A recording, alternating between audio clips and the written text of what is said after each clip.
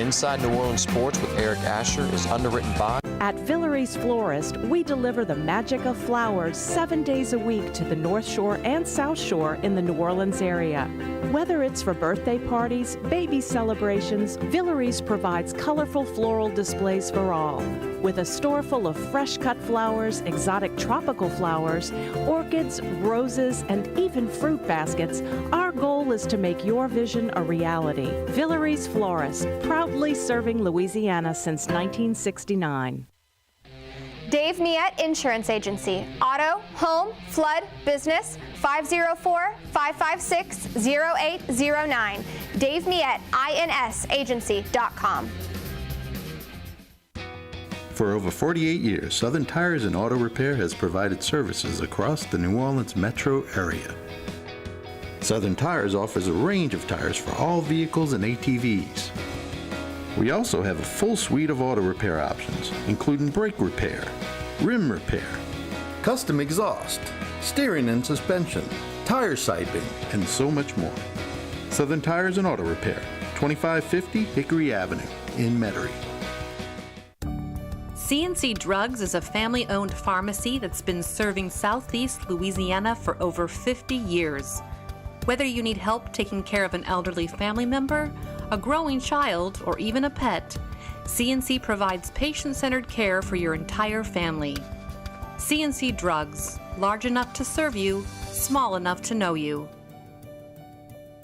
Locations in Mandeville and Araby.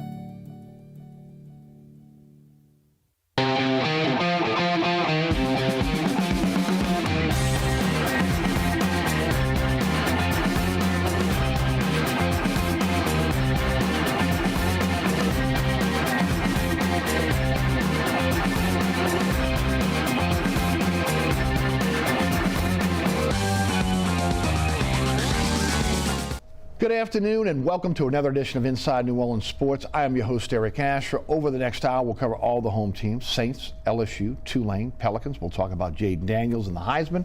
We'll talk about Willie Fritz moving on to Houston. We'll talk about tonight's in-season tournament with the Pelicans. All that coming up here on the program. And yeah, we're going to talk some Saints as well.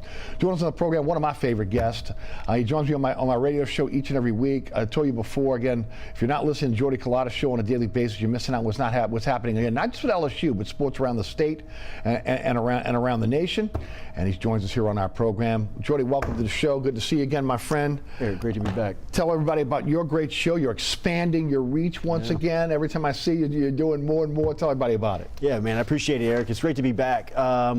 We are on 7 to 9 a.m. YouTube, the Jordy Culotta Show, and we're live over at Click Here Digital, which is a huge digital marketing company located in Baton Rouge. It services the country. And we just announced earlier this week that starting January 1st, we'll be doing our live block 7 to 9 a.m. on NewOrleans.football with Nick Underhill and his crew.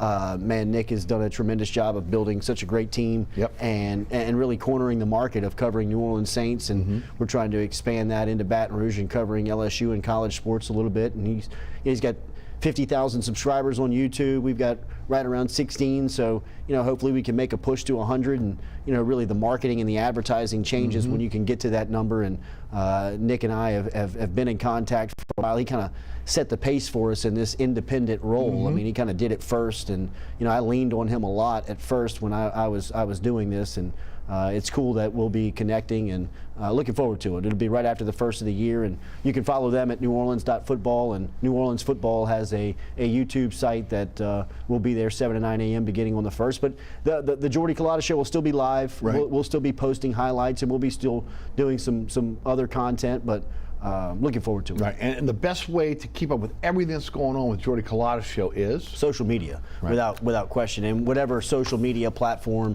that you're on, we're active there, whether it's on Instagram or Facebook or TikTok or anywhere that you can access social media. You can find the Jordy Culotta Show, and it's at Culotta Show, and that's the easiest way to keep up with us. Well, welcome back to the show. Good to have you. And again, you can always catch Jordy on my radio show, 5:35 every Thursday, with exception today because, again, I am preempted because of high school football. By the way, you'll be heading over the Dome, right? Absolutely. A great time of the year, a great part of the city. I mean, this brings me back for the last 20 years and being in media. I mean, this was one of my first assignments. Local New Orleans guy, Jimmy Ott, who was doing Baton Rouge radio, still is. He gave me an assignment and an internship, and one of the first things we did was go to the Dome and cover the state title, and we've been going back ever since. And I love it. I love the weekend. I love the event. I think high school football in the state of Louisiana is such a great product, and to see the best of the best going at each other. Yeah, I'm going to stop in and see Southern Lab in Riverside this afternoon. Beautiful. By the way, if you want to catch that on the radio, 106.1 FM carrying all the games, also CrestCitySports.com carrying those games as well. So again, if you can't get over to the Dome, you can catch those on the radio or on CrestCitySports.com. All right, let's talk Saints. 33-28 losers to the Lions. They fall to 5-7. They're third in the South now behind Tampa Bay 5-7 and Atlanta leading the South 6-6. Total domination by the Lions early. Again, they did come back. I'm not into moral situations here, okay? This team has talent. This team is underachieving. This has been a two-year process now, two-season process where we've seen the underachievement of this team. And it doesn't seem, at least right now, that they're willing to be able to make any type of changes. And I think that what we saw Sunday on the Dome was season ticket holders. Again, saying to going in kind of a protest, saying, you know what, if you're not going to make changes, we're going to make a difference with, again, not showing up to these games. Yeah, and I think their voice was heard on Sunday. I mean, I was watching that game. We were down in Houston at the Texans game and kind of peeking at it, and you could see when you just were watching the game. I mean, the amount of blue and silver in the lower bowl. Man, it was depressing to see that is where the state of the franchise is right now with New Orleans. But look, I get it. I think that the confidence, the lack thereof in confidence that the fan base has in not just the team. I don't think that this is this isn't a Derek Carr problem, right? I mean, this is much deeper than that, and I think it goes all the way up to the front office. It does. And I don't know if you change coaches, you change quarterbacks, you get different personnel, if it's going to really fix the problem. Right? I think that the problem is up top, and I believe that the Saints it's not the priority it once was within the group. Right? I think that there's an obvious power structure that exists with Dennis Lauscha and Mickey Loomis and Greg Benzel and Gail Benson. I think is what feels like is very much a figurehead that has no power, authority of what's going on day to day. So if those up top moves were made, you really wouldn't get down to the root of the issue of just, to me, it's a portfolio that has been spread from real estate to horse racing, NBA, right? That the NFL and the Saints are still selling tickets. They're still competitive to a degree, and there's not necessarily that push, that drive. That's what it feels like. Well, I'm with you. And again, nobody wants to call for people's jobs. Sure. Okay, it's a tough business. Right. Okay, we're in a tough business, Absolutely. right? Okay. Yeah. But it's a bottom line business, just like we're in a bottom line business. Yeah. And you have to be able to put winning teams on the field. And the Dennis Allen era has failed. Mickey Loomis before Sean Payton, again, novice general manager. At this point, again, when you're looking at a possibility of, again, a revolt from the fan base, which is a different fan base than, again, what we saw early in the years of the Saints, where, again, diehards, they'd rather put a bag on their head than miss a game, okay? And I'm telling you, the bags are not too far away. If they lose to Carolina this weekend, believe me, you'll see the bags again. But, again, I think there has to be a hard look from Dennis Lauscher and Mrs. Benson, who are going to have to make the decision on, okay, what direction are we going to go? Absolutely. Do you kick Mickey Loomis up, as I've talked about for years, and set over maybe both franchises and have true general managers like what you have in the situation of the Pelicans, where you have a head of basketball operations and then a general manager in Trajan Langdon with all David Griffin? Do you have a true general manager that, again, is a personnel guy that understands how to build a franchise? Because you had that, but he was your head coach. Yeah. And I think there's a void there. And then also, again, the familial ties within that organization right now, where it just feels like they're too close to each other. And it's hard to be able to fire people when you've watched their kids grow up, when you watch when you know their families. That's a tough deal. And do they have what it takes to be able to make those decisions, tough decisions, whether it be Mickey Loomis, Dennis Allen, all the way down? Yeah. And I don't know if they do. I agree. And I would say that was well said, and that's the feeling that people have even 60 miles removed from it in Baton Rouge, right? I mean, when we talk Saints in our market and talk what's going on down here, it feels very disconnected. Right? It feels very disconnected from the city, disconnected from the fan base, and that's not how the New Orleans Saints work. No. Right? I mean, the model says that the city is the gasoline for the the franchise, and if you've got the city and the fan base selling their tickets on a secondary market, they're ultimately saying, okay, you want to make money off of us, we're going to make money off of you, right? And we're losing interest by the day. Yes. is what it's saying, and I would hope that somebody would be alarmed up there by that. I don't have the confidence that they do. They're in denial. Based on what Mickey Loomis said in his radio show this week, they're in denial. He blamed this on economics. And I get it. Nobody wants to eat a season ticket, right? Okay, those are expensive. But it's not economics. Because, again, if you give a Saints fan a choice, he or she wants to be in the Dome. They want to enjoy the game. Okay, it's an expensive proposition to go to the Dome these days, okay? From, again, getting in the Dome, the tickets, what it costs, again, for concessions, etc. Believe me, they'd rather be there. This was a protest to say, we do not like the direction the franchise is going. And there's another part of this that I don't think a lot of people are really hitting on, and I've talked about a lot on my show. Look, there are players on this team that feel they're untouchable. Okay, Alvin Kamara's one. Michael Thomas is one. Now, Michael Thomas doing the live tweeting, a lot of people don't like that. I get it. I don't like people, again, coming after your teammates. We come, from playing ball. You don't do that. But I think you have to look between the lines here. Sure. On what these guys are trying to say. Right. And I think it all points back to the coaching staff not preparing these guys. Colin Saunders said this week that, again, we should have been more prepared for the Detroit Lions. Jordy, the last 2 weeks you played against coaches that were on your staff. You know these coaches, and Dan Campbell, and of course the former defensive coordinator up in Atlanta. Yeah. So, and there's been Ryan Nielsen. Ryan Nielsen, thank you. And there's been no, again, you look at the game plan and they're like deer in headlights. Oh, it's painful to watch. Right. I mean the comparison, in watching LSU up close this season. As bad as the defense was and ill-prepared as they were weekly, it's what the Saints feel like when you watch them play. And I have listened to Mickey Loomis's radio show. It is a bag of excuses every week. Every week. I mean, every single week it is running from everything but just hitting it head on and recognizing that, look, you cannot fool the fan base. You can't fool the city.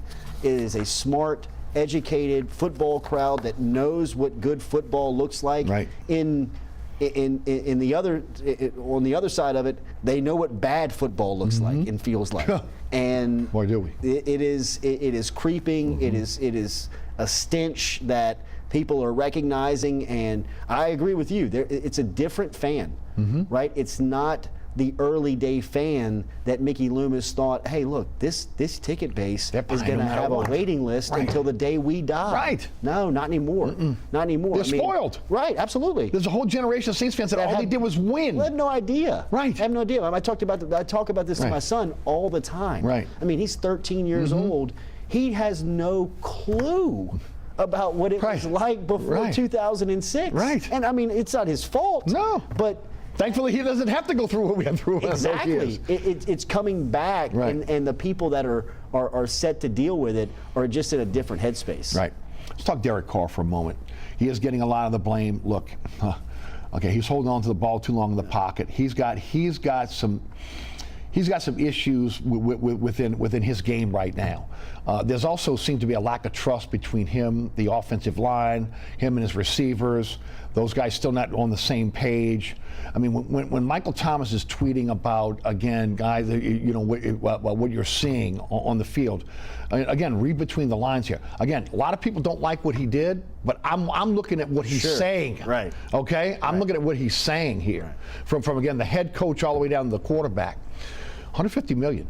And look, they're in this for at least 2 more years. Again, this is a situation where as I talk to fans, they'd like to see Jameis Winston for the rest of the season. They'd like to see Taysom Hill for the rest of the season. They would also like to see a situation where, again, that this team has an opportunity to be able to go into the draft and draft a quarterback. The guy 80 miles upriver is the guy everybody wants.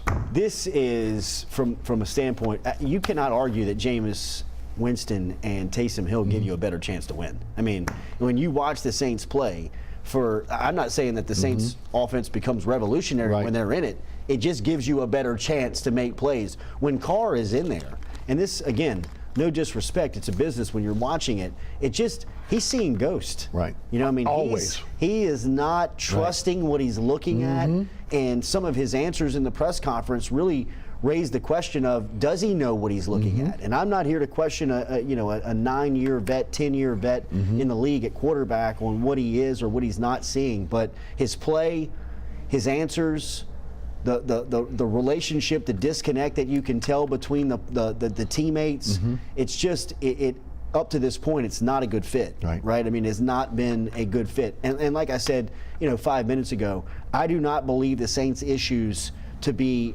a Derek Carr problem, right? I think that Carr is not giving them the best chance to win, but ultimately he's not the issue of what is the stench that is surrounding the Saints. His game has to improve, but quite frankly, they need to play the better player. They need to play Jameis Winston, and they need to pepper in Taysom Hill as much as they can, because that is what's getting them the best. That's giving them the best chance to win.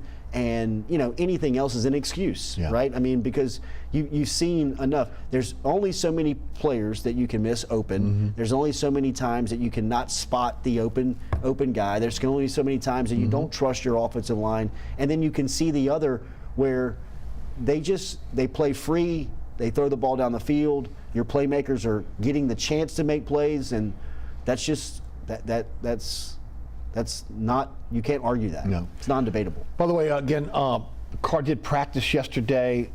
He's still in concussion protocol. 2 concussions in a month. Yeah. I would be surprised if he plays on Sunday. If I was his agent, if I was in his family, I would say, shut it down. You got to shut it down for right now, because then 2 concussions in a month is a red flag.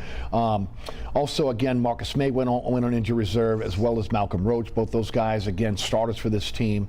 They will not be available to at least the Atlanta game, which was the last game of the season. And you got if you're in contention, we'll figure out what happens there. So again, injury is still a factor for this team. Carolina this weekend. I mean, this is look. I don't want to say they had a. This is a must-win. Yes. For a lot of reasons. Yes. Okay. Psyche of the city, psyche of the team. Well, a 1-win team coming in here. Security. Right. Everything. Okay. And do they win this weekend? You look. Change the coaches. Right. You get a team on the other side who's going to be motivated. Right. They're looking at the New Orleans Saints very vulnerable. I mean, I was hearing stories about the Saints in Atlanta a couple of weeks back about how they were being treated, right? Like they were playing a lot of the music that they play in the Dome. Yes. They were, they didn't put the Saints on the scoreboard. Right. They just put the visitors. Right. Sure. Right. All that stuff. Like the disrespect that the Saints are being shown right now is something that, as a fan before 2006, since the run, I can't really. That's the part that's hard to watch. Is that you think of Carolina, they're looking at New Orleans very vulnerable right now. I mean, they feel like they could get one. Right. And in the Saints sense, I mean, this is like you just said. I agree with you. I think this is a must-win in the sense of you better get your hands back on the reins. You better control this thing, because you lose on Sunday to a Carolina team who is bad. Right. Real bad. Right. You got issues when you wake up Monday morning. Right. And of course, again, look, Dennis Allen tried to, I don't want to say this. A lot of people feel, again, that this team came back, they're playing for their coach. See, I think there's a lot of guys on this team that have won a lot of games, and at the end of the day, they got personal pride. Sure. Okay? Sure. And they came back. Now, did the coaching staff help them? I'm not sure. But again, what we're seeing right now is not the product that we all expected to see over the last 2 seasons. Correct. We'll take a break here. We'll come back. We'll talk some LSU. Jaden Daniels, again, finalist for the Heisman, AP Player of the Year, and huge. Also, again, we'll get into Tulane. We'll get into Willie Fritz. We'll talk about the Pels and the in-season tournament. All that coming up here inside New Orleans Sports. Jordy Culotta, the Jordy Culotta Show is our guest. I'm your host, Eric Asher. Stay tuned.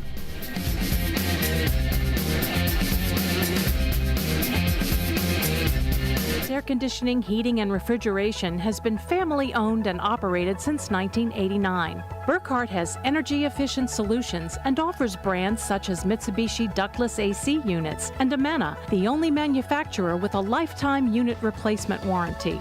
Burkhardt's offers maintenance bundle packages that include servicing your AC, generator, and tankless water heater. For more information on the services Burkhardt's provides, visit acpromise.com. Burkhardt's Air Conditioning, Heating, and Refrigeration, providing comfort for life. Located at 3701 Iberville Street in Mid-City is Katie's Restaurant and Bar. Open 7 days a week, Katie's offers daily specials for lunch, dinner, and Sunday brunch. Serving New Orleans cuisine such as fried shrimp platters, grilled redfish, and a fully stocked bar. And don't forget about our expanded event seating and local entertainment. Featured on the Best of Food Network's diners, drive-ins, and dives, Katie's Restaurant and Bar. Acadian Custom Shutters is locally owned and operated, specializing in interior and exterior shutters and window coverings, as well as awnings and patio covers. Acadian Custom Shutters offers American products with personal service and workmanship, serving the South Shore, North Shore, and Mississippi Gulf Coast. More information is available at 985-893-3119 or AcadianCustomShutters.com.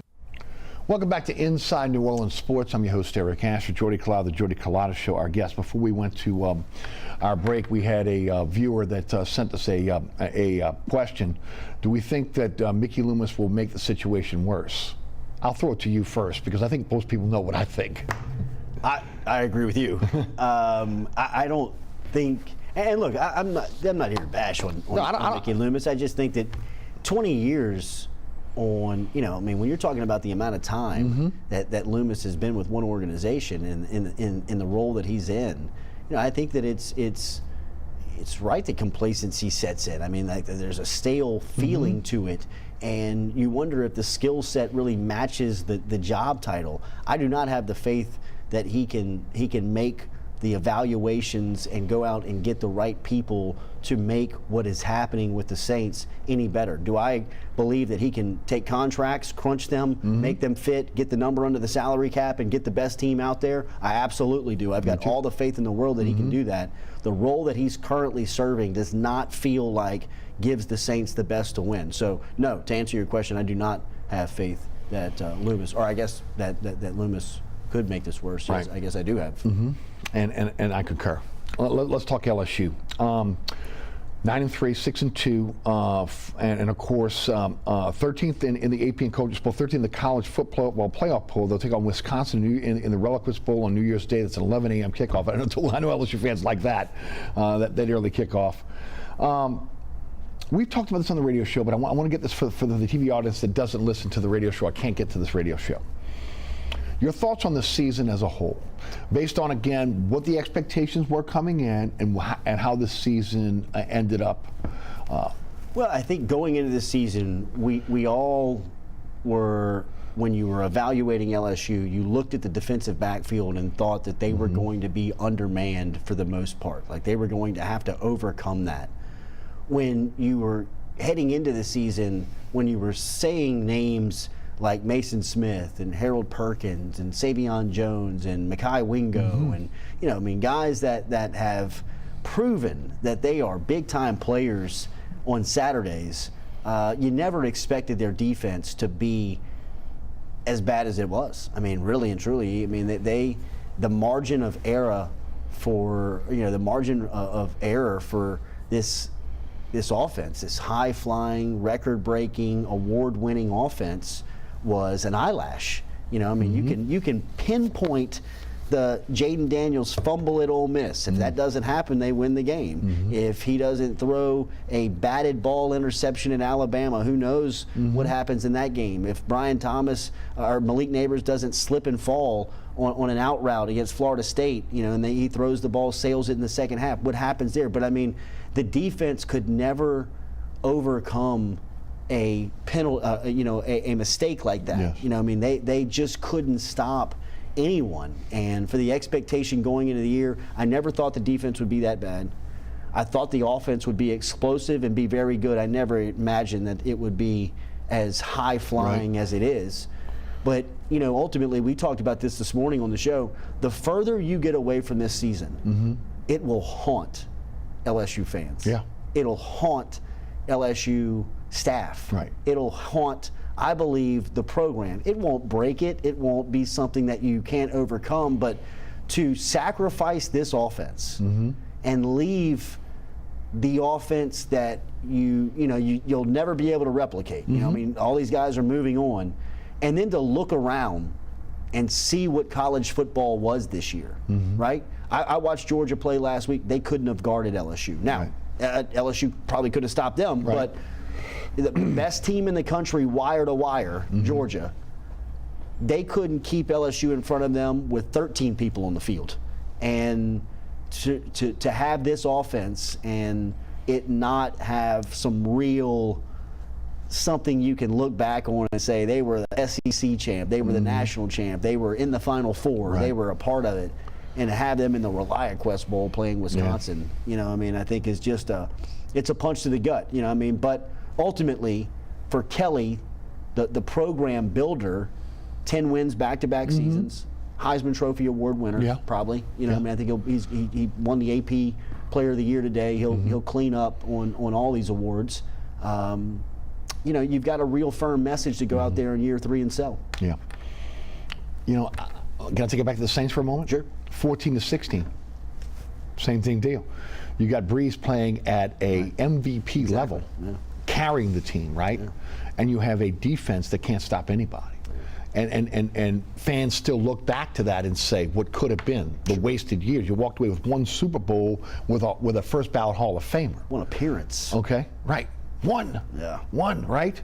And you look at this LSU team and you say to yourself, and look, coming into the season, I'm with you. How many times we sat down, we broke this defense down? Yeah. You just look at the names across the board and you say to yourself, okay, there's problems in the secondary. We see that.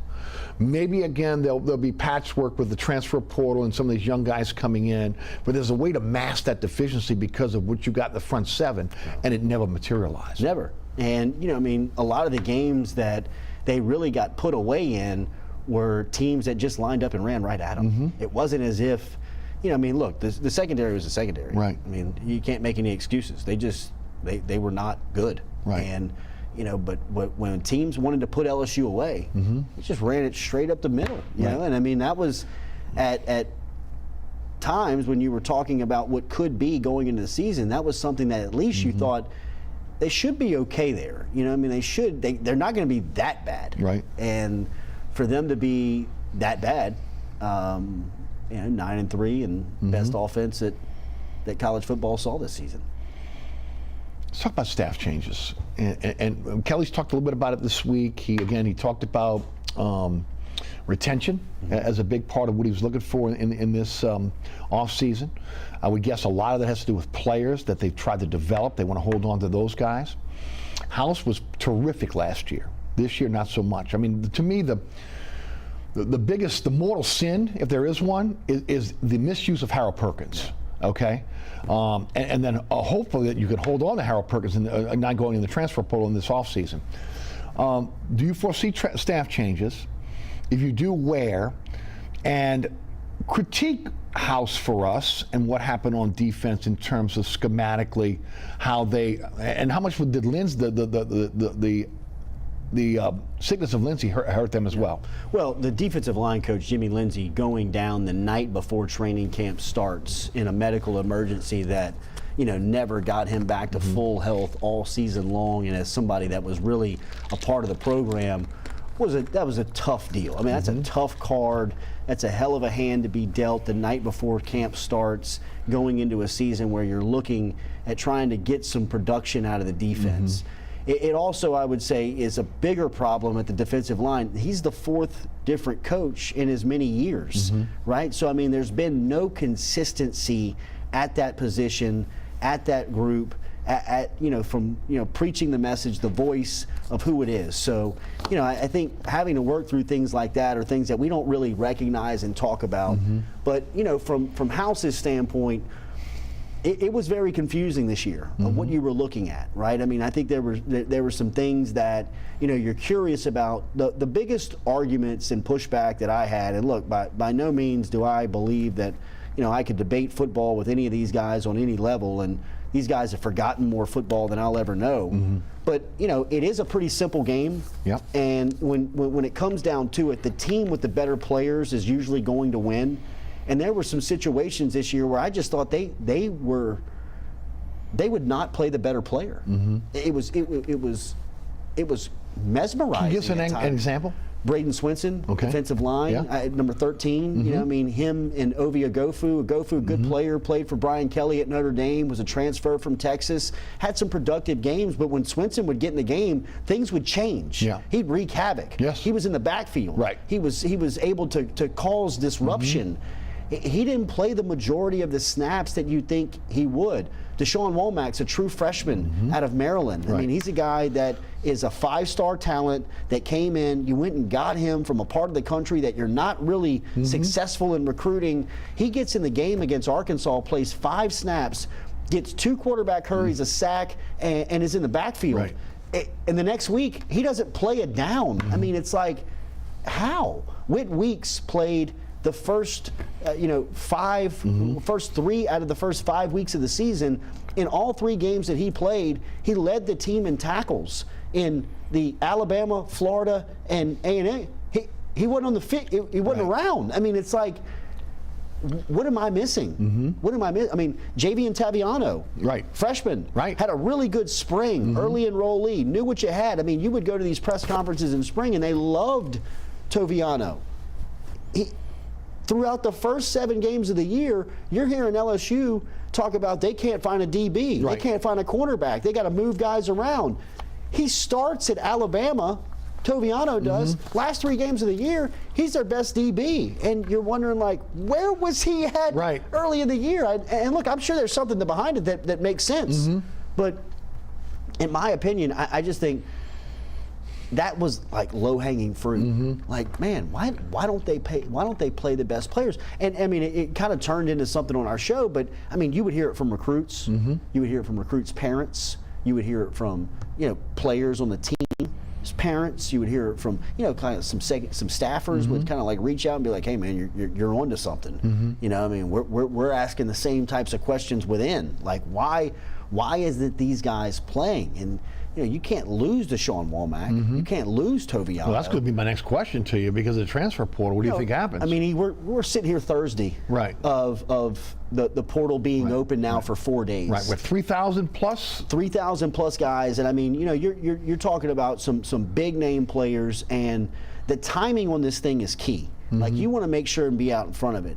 It's my belief, if you're not in it by now, you're probably not going in it, right? Like, I mean, it would to me, it would be a kind of a safe sign that like these guys aren't in it right now, because I thought that there was going to be some for certain guys. I thought Womack would be kind of putting his name in there. You would have to watch out for some of these freshmen, but being that it's Thursday, it's been open now for over since Monday.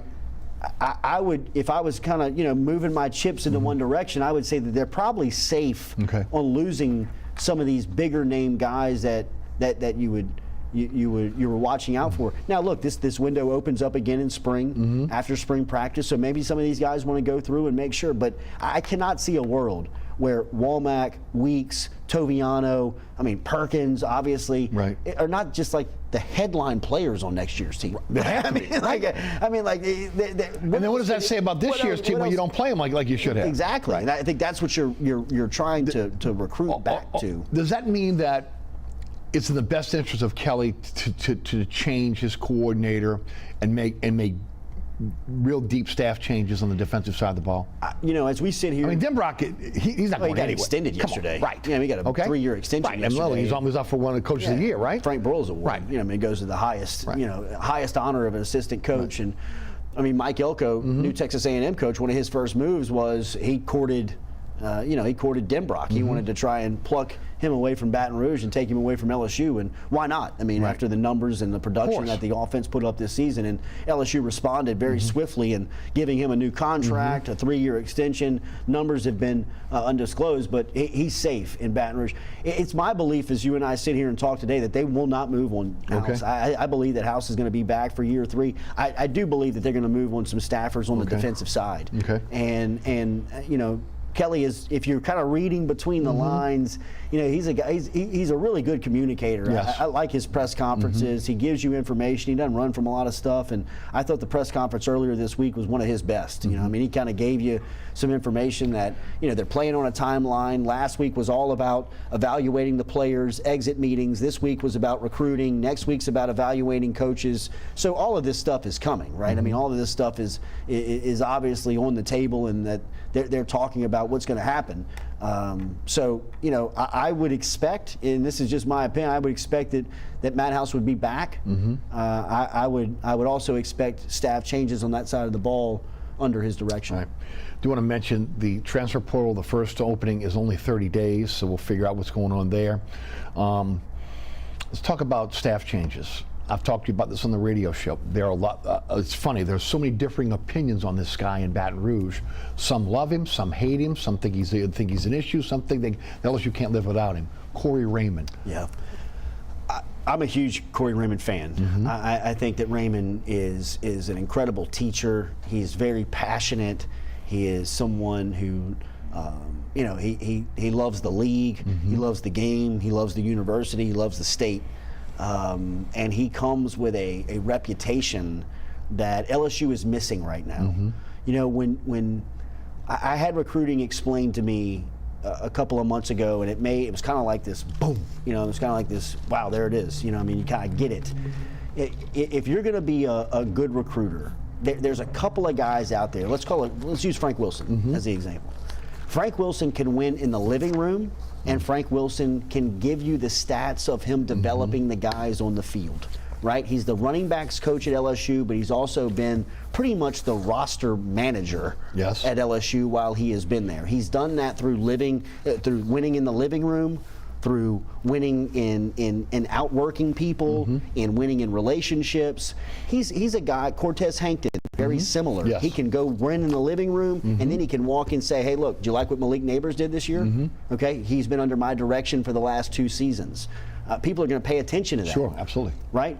If you've got a guy that doesn't necessarily like going into the living room and says, I don't like doing the roads, Dave Aranda does not like traveling, but he says, hey, I like Harold Perkins. Bring him back to me. Get him in here. So now you've got to send somebody out that says, hey, look, I need you to come to LSU, and I need you to sit down with Coach Aranda, and he's going to show you on film what he's going to do with you.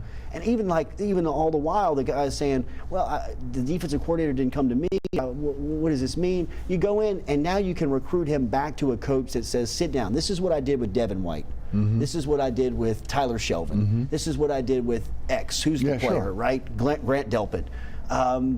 And right now, LSU defensively doesn't have a guy that can win in the living room. They don't have the guy that can. They got him on offense with Wilson, right? They've got him on offense. They've got him everywhere. Right. Brad Davis, the offensive line coach, wins in the living room, and then he gets on the field and develops. Frank Wilson wins in the living room, gets on the field, develops. Cortez Hankton wins in the living room, gets on the field, develops. Mike Denbrock doesn't necessarily win in the living room, but he says, bring him back here, and I'll make sure we win in the film room, and I'll show you. You see what Jaden Daniels is doing? I'm going to do that with you, Bryce Underwood, the #1 quarterback in the country, there you go. Who they're going to land, a month from today. On the defensive side, you don't have that guy that, let's say Frank Wilson goes in the living room and says, hey, big defensive player, come back to let me show you what Robert Steeples, Jimmy Lindsey, Matt House to a degree can do, because they don't have those guys. They don't have Corey Raymond can say, let me show you what Patrick Peterson, Tyrann Mathieu, Eric Reed, Daryl Simon, Dan Delpit, Greedy Williams, all, you mean get them on the phone? Right. You want to talk to them? Right. Yeah, okay. I'm paying attention. Yep. So they need those guys. And I think Corey Raymond fits that bill. You know what my biggest fear is? My biggest fear is that, and I don't know why Kelly didn't hold on to him, when he took the job, but my biggest fear is LSU doesn't land him and he lands with another SEC school. Yeah, be fearful of that, because SEC schools know that he's on the market. I don't think that LSU will allow that to happen. I think that I think people within LSU recognize that, so. and it also needs to be said that he probably doesn't want to be anywhere else. Yeah. I think that he was away from Baton Rouge, he was away from LSU. He loves it. He's passionate about it. Right. Doesn't mean he should get it, but he's very qualified. Right. Great insight. I want to get to Jaden Daniels and I want to get to Angel Reese, because then we got to get to Tulane and the Pels. All right, Jaden Daniels, I got to believe he's the Heisman winner. Yeah. Do you concur on that? It would be a shock. To me, it would be. Especially after what happened last week. Monumental upset, in my opinion, if he did not win the award. And I think that LSU is jumping on a plane today with the expectation of bringing it back with them when they come home on Sunday. I do want to ask you about the Biletnikoff, because again, with Marvin Harrison Jr. being in the top 4, Malik Neighbors has the numbers. Does the name recognition maybe beat out Malik Neighbors for that? I think so. And I hate it. I really do. Right. Because I think that Marvin Harrison is going to be a phenomenal pro. He has been an exceptional college player, but that does not mean that you have to award him because he doesn't have a quarterback. It's an individual award, and it goes to the best individual player at receiver. And Malik Neighbors' numbers are he laps the field. He's running circles around people. I don't know. To me, Jaden Daniels' argument and Malik Neighbors' argument are very similar in nature. I agree with you. Let's just put the numbers out there. Just put the numbers, stack them up next to everybody else, and you don't even have to put the names on top of it. Take their names off of it, and everybody just point to the one that they think should win.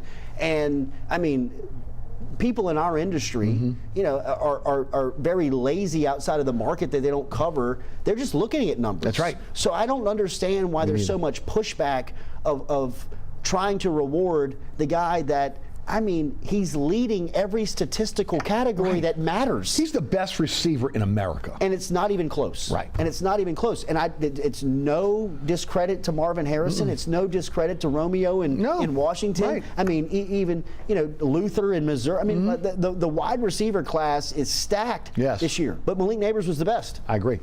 But I don't believe he's going to get the award. Yeah, I'm with you. I just think name recognition is going to beat him. I agree. And Harrison being on the Heisman ballot and being in New York, when I saw that, I got punched in the gut and thought they're not going to give it to Malik. They're going to give it to Harrison. Yeah, I'm with you. Angel Reese, what can you tell us about this situation with LSU? Because a lot of people have their opinions. Yeah. Okay. It's been in-house, but again, you're close to Kim Mulkey. You're close to the program.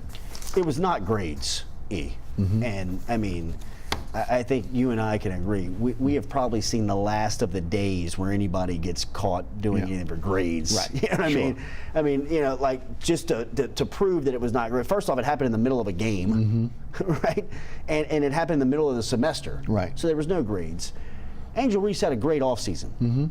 She also put a lot of work in. I don't want to say that she had this, but she had an offseason that was very different from the off seasons that she's had for the previous 17, 18 years of her life, right? Where she is without question one of the highest paid athletes in college sports, one of the highest paid athletes on that campus, and I think that comes with a little bit of some headstrong ways that the coach just had to coach out of them, and not going into detail or not knowing the exact details. I think Angel Reese just thought maybe she was deserving of a little bit more attention or maybe a little bit more leeway on the court than she deserved. And once that was figured out, I was at the Virginia Tech game. I thought she played tremendous. I thought her leadership, her time on the court. I mean, not only did Mulkey play her, she started her and she led the team in minutes. I mean, like, you know, I mean, she's back. Right. You know, the chemistry's fine.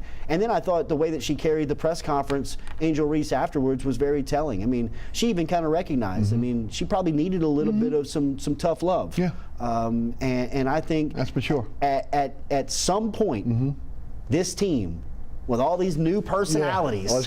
And all these paychecks, something was going to happen. Right. I mean, there was going to be adversity. Sure. And you might as well do it in November, right? Like you got to get it figured out in November rather than having to deal with it in February or March. And I think Mulkey's the right person to deal with it. She is. All right, let's go to Tulane. 11-2, 8-1 in the conference. They lose to SMU, who they got dominated physically, which I've not seen a Tulane team be dominated like that over the last 2 years. 26-14. They're in the Military Bowl now against Virginia Tech, 6-6. That's December the 27th at 1 o'clock. I'm going to get into Tulane in a moment, but I want to talk a little bit about the Willie Fritz situation and, of course, him leaving for Houston. 54-47 in 8 seasons at Tulane. The 5-year deal is upwards of $4.5 million. Again, it was Tulane matched the $4.5 million for understand from Gary Smith, who was on my radio show this week, who is the beat writer for the Advocate, Picayune, and NOLA.com for Tulane. They went up, maybe close to 6. Wow. Okay, so they went up. One thing that Willie Fritz spoke about, and you and I discussed this before the show, and I think it's a shot across the bow for any Tulane fan out there that is upset with Willie Fritz. When you make promises to a coach that again has had success everywhere he's been, and he turns your program around, you have to fulfill those promises. When he spoke about the $150 million football only ops center, when he talked about the indoor practice facility, he talked about NIL funds. Again, he said Tulane promised but never delivered on those upgrades. I think when you circle back, okay, yes, he wanted to be in a Power 5 conference. Yes, he has his grandchildren and his daughter in Houston. His wife loves Houston. But I think at the bottom line was, and will still be, that there were promises made in terms of facilities, things that he was supposed to get, more money for his assistants. That didn't happen, and that's why he is the Houston Cougar coach today. Yeah, I mean, you could see his comments that he made when he was introduced in Houston, that there was still some residual effect of not being given what he was told was going to happen at Tulane, and you also got the feeling that he was happy here. Yes. Like he was content. Right. He was in a good place. So it was a little head scratching to see why Tulane would not have come through on what they had told him, because you don't want to play that coach roulette with a guy who every single year his name is going to come up. Right. He's got the leverage. Right. He's got the power. Right. So, I mean, if you're not going to come through, well, I can tell you within coaching circles, the Houston job is looked at with a great deal of, whether you're there, respect, or you're outside of it, fear. Right. Like, I mean, the reason why Houston did not get into the Big 12 during those reclassifications was because Texas and Oklahoma were the two biggest ones that were like, right. I don't know if we want that, because if they get the right coach, right, it's New Orleans. I mean, you don't even have to leave your city to build your roster. Right. I mean, the Houston area, I mean, think about the players at LSU that have come from Houston. Why do you think they play at Houston so much? Right. I mean, so if Fritz, now they're going to the Big 12, they got the facility. Right. You've got the staff, you've got the money. I mean, that is a job that was looked at as almost kind of a little bit of a sleeping giant to a degree of, don't let them get the right guy in place. And this is a program builder. Yes. I mean, Fritz is. And that's why I think they went after him. I really do. Yeah, I think too. that was the biggest draw to him, was that you want to make sure it's built. You want to make sure that whoever they turn the keys over to next, it's going to be in a significantly better place. Like I mean, whoever gets this gig. Right. I mean, like this, you're walking into, I mean, outside of the facilities is the only war you got to fight. Right. I mean, you got players, you got the stadium, you've got the support system, you've got, I mean, people are committed to it. Well, I hope that commitment stays, though. I agree. See, that's my next question. Again, losing this guy who should have a statue in front of Tulane Stadium, right, in front of Yeoman, right, a guy that was 63 years old that really probably didn't want to leave, but now again that opportunity came up, he couldn't pass it up. The next coach, again, and this administration, whether again it be David Harris, who's the new athletic director, President Fitz, they have to take the next step in terms of facilities, NIL, because again, there's going to be expansion of these conferences one more time. And if Tulane is not in it, they're going to be in the group of 5 for the foreseeable future. I agree. I mean, you look at the way that Washington hired with DeBoer, you look at the way that Houston just hired with Fritz. I mean, it's not got to be this splash. Right. You don't have to have this big name. Go get the right guy who can sustain a program. You're looking at Tulane and you know, bringing in expansion as far as the facilities and maybe the recruiting base. But I mean, this job that Willie Fritz leaves is in so much better condition than the job that he took 8 years ago. And I think you know, that's why you shake his hand and say, appreciate Thank you. Go be successful down the road. But I mean, from Tulane's standpoint, capitalize. Right. I mean, the state's a better place when Tulane's good at football. There's no doubt. I mean, like it's. And I'd like to see Tulane LSU. Absolutely. I think now's the time for again to get that. 100%. And look, if Tulane has to travel 2 times to 1, who cares? Play at the Dome. Play at the Dome. Play in the Dome. Right. Who cares? I mean, just play in the Dome. Who cares? They're not going to play at Yeoman. They're going to play at the Dome no matter what. So if you got to go to Tiger Stadium to do that, do it. LSU should do that. Right. I mean, that's a very successful trip. Right. 60 miles down the road. Put the brand on display in this city, and let the recruiting base know, hey, every other year you'll play in the Dome. Right. I mean, Leonard Fournette played his first game in the Dome when he was in the league. Right. I mean, that shouldn't happen. Crazy. We, the state, should demand to see Leonard Fournette in the Superdome. Right. I mean, like, you know, It's the truth. It's the truth. Let me quickly go through this. I want to go because I want to get to the Pelicans. Again, Slade Nagel will take over as the interim coach. He will coach in the Military Bowl. The Tulane has 2 players in the transfer portal as of right now: Brazil, the wide receiver, and Douglas, the defensive back. Their head coaching candidates are Troy head coach John Summerall. Again, Florida State offensive coordinator Alex Atkins. He's a former Tulane assistant and player. Also, again, Mizzou defensive coordinator Blake Baker, who is a former Tulane linebacker, and LSU quarterback coach Joe Sloan has been mentioned as well. So that takes us to that. This is critical. Now, what I'm being told is they're going to have a coach in place by Friday. Okay, because again, they're worried about the transfer portal. They're worried about Willie Fritz coming in and poaching their players. The next question is Michael Pratt, what he will do. My guess is he's either going pro or he's going to another Power 5 school. Your thoughts? I got about a minute for that. I would think he would go pro. Okay. I just think from the ceiling standpoint, he's probably tapped it, right? I mean, depending on the financials and what his grade would be, I mean, I think he would probably be on a similar scale of pro contract, college contract. I don't know. I mean, do you want to sacrifice those hits on Saturdays, or you just jump in and start aiming at your pension and get into the league? I mean, he's a pro quarterback. I mean, I don't know what else he would have to prove at the college level. Again, one of the reasons why he stayed at Tulane last year was NIL money. Florida was hot for him. He ended up staying. Is there a Power 5 program that is in line for a championship now that needs a quarterback that might be looking at Pratt? Now, we saw a lot of quarterbacks in the transfer portal this week. That might be a situation. Look, he's the first junior to ever be invited to the Senior Bowl. That's huge. That's a huge honor. All right, Pelicans 12-10, 8th in the West right now, 6-4 in the last 10. In-season tournament semifinals tonight against the Lakers. They beat the Kings 127-117.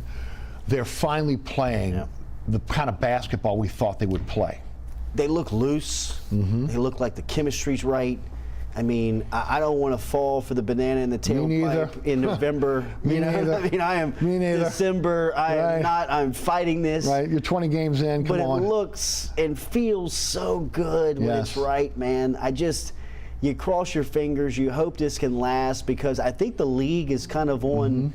They're on notice right now. Like, again, you know, you're like, man, if they're right, they are a tough out. Right. And, you know, with the way that Ingram and Zion are coexisting and the way that they're playing alongside one another, I just believe that they're in such a good place, and it's easy to watch. And, you know, the NBA season's such a long year, and you hate to bite the bait in December, but You know, you and I, we have run this race. Yes, we have. I mean, like, it looks so good when it's happening.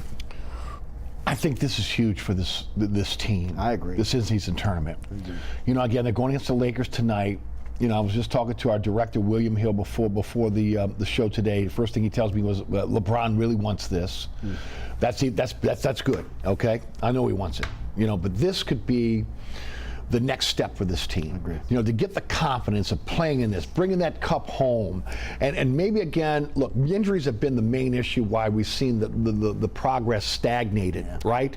And they're healthy now for the first time in a long time, but just for the psyche of the team, taking the next step. Skip Bertman has great stories about progression. Right. He talks about, like, you know, like the natural, there's natural selection, there's natural progression is what he says. You know, they had to go to Omaha. They had to lose on the Ben McDonald. They had to lose in those ones before you get there and kick the door in and experience the success.